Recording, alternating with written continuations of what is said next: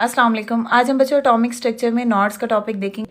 आपको पता है ऑर्बिट्स बेसिकली क्या होते हैं कि अगर एक एटम है उसके एटम के इर्द गिर्द इस तरह के शेल्स होते हैं जहाँ पे इलेक्ट्रॉन्स होते हैं, इनको हम बोलते हैं, ये है बच्चे ऑर्बिट। सो ऑर्बिट क्या होते हैं? एक 3D स्पेस है where the probability of finding an electron is maximum. ये नॉड्स क्या होते हैं? वो स्पेस और पॉइंट जहाँ पे प्रोबेबिलिटी ऑफ फाइंडिंग इलेक्ट्रॉन जो है वो 0 हो। अब बच्चे दो तरह के नॉड्स होते हैं, एक होता है रेडियल नॉड और दूसरा होता है एंगुलर नॉड। रेडियल नॉड क्या है? Spherical space where the probability of finding electron is 0।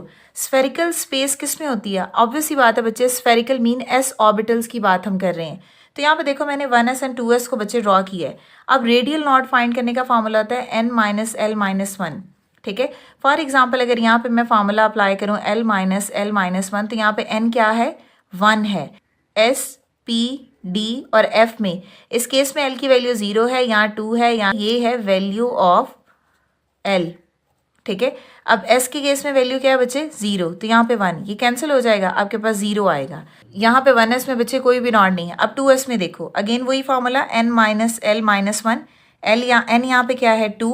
l यहाँ पे क्या है? s के केस में l 0 ही रहना है, 0 और यहाँ पे 1। 2 में से 1 निकालो तो यहाँ पे 1 आ जाएगा। ठीक है, इसका मतलब है कि यहाँ पे 1 नॉड बनेगा। अब वो नॉड कहाँ है? अब ये है बच्चे 1s और ये है 2s।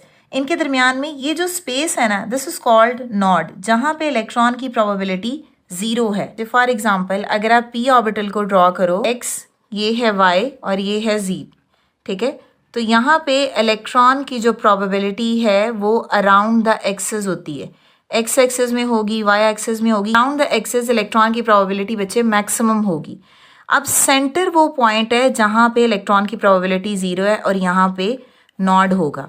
और यही वजह है कि यहाँ पे जो वैल्यू है नॉड की वो डिपेंड करती है बच्चे L पे। P के केस में L की वैल्यू क्या आती है? 1। तो अगर 1 होगी तो इट मीन्स दैट P में नॉड क्या बनेगा? 1।